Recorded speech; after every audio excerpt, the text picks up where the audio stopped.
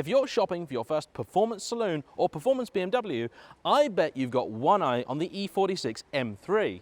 However, I think there's at least one other car that you should consider that you probably aren't, and that's this, the M235i.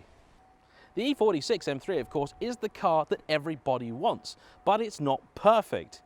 It's become a classic, which means that prices are going up all the time.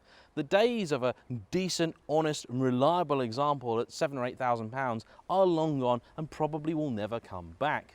Of course, then you pay the usual M tax on everything from your insurance to your servicing costs.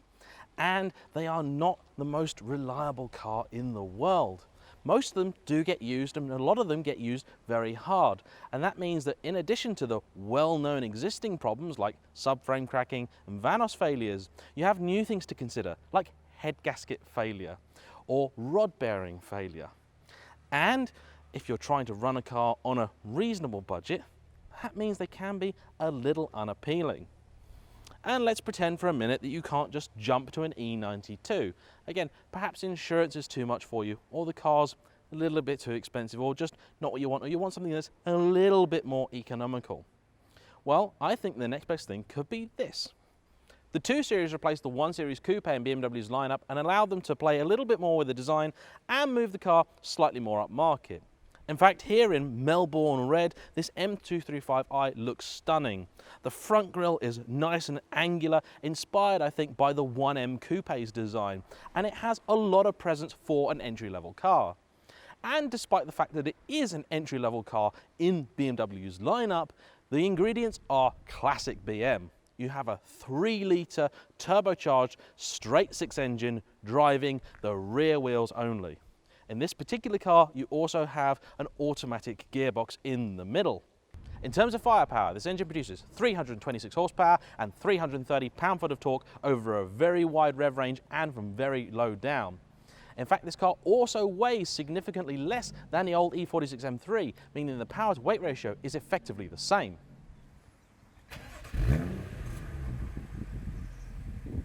So one of the things that people mentioned with the 2 Series was the fact that the seating position is slightly odd.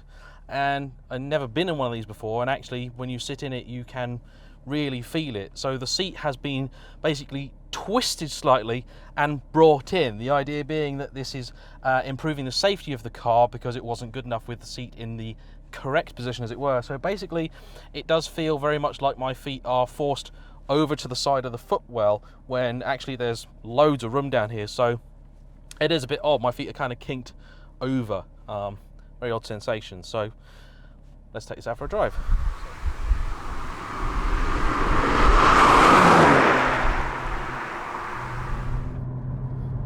So when this car was released, nobody really knew for certain whether there was actually going to be an M2. Obviously there was eventually, but for a while this represented the top rung in the 2 Series performance ladder.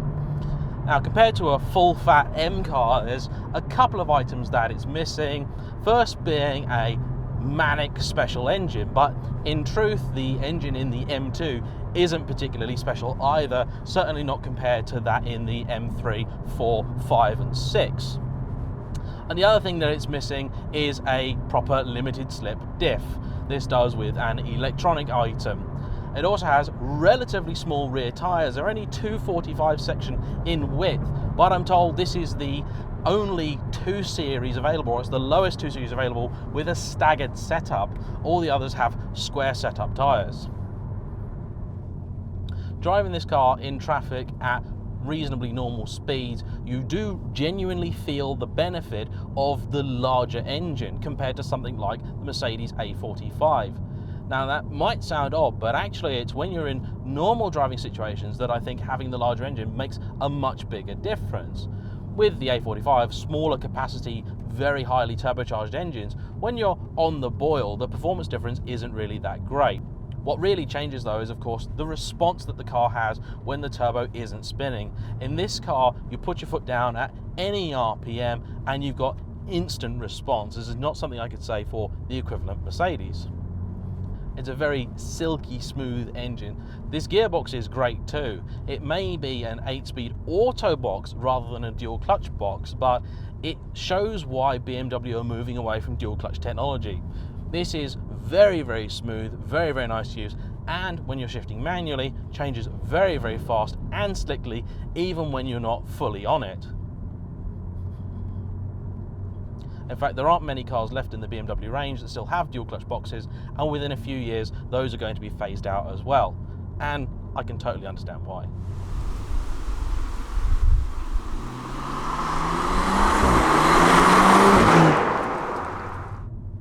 What this car does have that you can't even specify in the M2 is an adaptive suspension. And I'm driving it currently in sport mode, and whilst it is firm, it's still very comfortable. The seats are nice and supportive, and I've got no complaints with the ride really. It's taut but pleasant.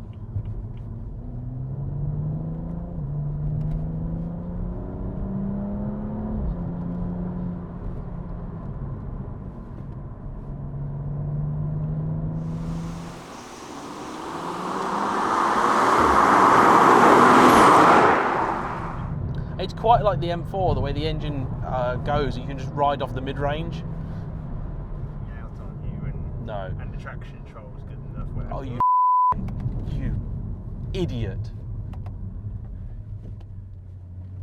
How to drive. Not like that. Not like that. Oh my god. Yeah. Straight away, The throttle response is in, so we've just changed around the settings. So in comfort, the throttle response is clearly dialed down a lot. The ride has changed a little. It's not a night and day on the ride. Gear change, it's also softened the edge just a little bit, whereas in sport you can still feel it. In comfort, it's just smoothed over, so it's nice. So yeah. So in this car you've got 4 modes. You've got Eco, Comfort, Sport, and Sport Plus. And Sport Plus being a mode that you don't get in all BMWs. That's something that the more performance-orientated cars get, and that involves a level of disengagement of your traction control system. One other thing that this car is missing compared to, say, the full-fat M3 and M4 is the M buttons on the steering wheel for you to be able to use your own personalised settings. And the car doesn't have individual settings of the powertrain and the suspension like those cars do. But I wouldn't really say that it feels like it's missing those. So one area that BMW have really improved their cars is in the interior. Now this isn't the most exciting feeling interior, being largely black with a few bits of this aluminium sort of hexagonal look stuff trying to break things up, but it is a quality interior anyway. BMW are certainly taking efforts to bring things forward. When you consider, of course, that this is still, in BMW terms, an entry-level product, it's not too bad. They are still behind Audi and Mercedes in that front, but they're getting better. Now, if you are jumping into one of these from an E46 M3, what will be totally alien to you is the way the car picks up from about 2,000 RPM, because the old M car just couldn't do that. Now, it did fantastic work, but it only did it above about 4,000 RPM. This is a different breed of engine. Now, I miss those old screaming units like a lot of people do, but in terms of being able to make swift progress more often, this is actually the way to do that. The engine does sound quite pleasant. The noise that's put in the cabin is a mixture of artificial and genuine noise.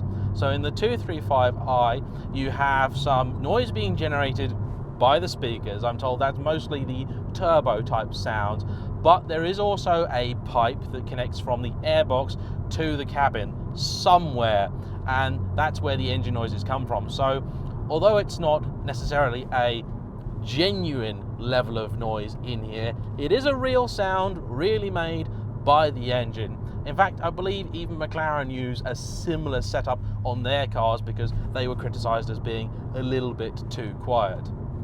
From the outside, the car, however, sounds really nice. This road has some significance if you're a frequent viewer of my channel, because this is the road just outside the Lotus factory. We are currently at Hethel. Why I've chosen a BMW to test on the first time I come down here as anybody's guess, but it's actually a very nice car to enjoy this road with. It's a very dynamic road, it's very challenging. Got a lot of things like this, little crest, bump, twist, turn, and the car seems to be handling it very, very well. I used to be, and I suppose still am, a big fan of BMWs, and cars like this are the reason why. It's a perfectly sensible and very, very refined cruiser. I'm told it'll even do in excess of 40 mpg when you're on the motorway, and that is something the old E46 M3 definitely couldn't. My lifetime average with that car, granted it was driven enthusiastically quite a bit, was about 22 to 23 mpg. So if you are looking at a car that you're going to put a lot of miles on, that's another benefit of this. And I suppose we should talk about cost as well. That's one of the best bits about these.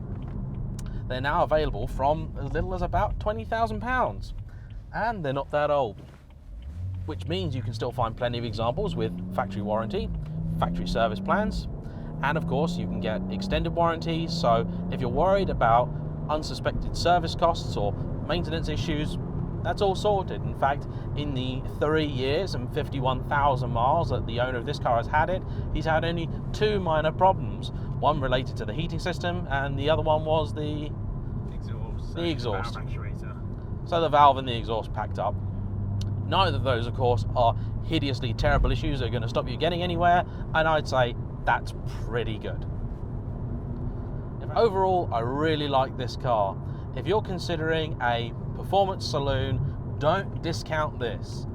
It really genuinely isn't that much slower than an M2, which isn't really genuinely that much slower than an M4. What it is a fraction of the price of either of those, both to buy and to run. So if you're thinking of buying a BMW, and if you're thinking of buying maybe your first M car, definitely if you're considering an E46 or an E92, do yourself a favor, just try one of these. You don't have to like it, but try it, because it is a different experience and one I've really enjoyed.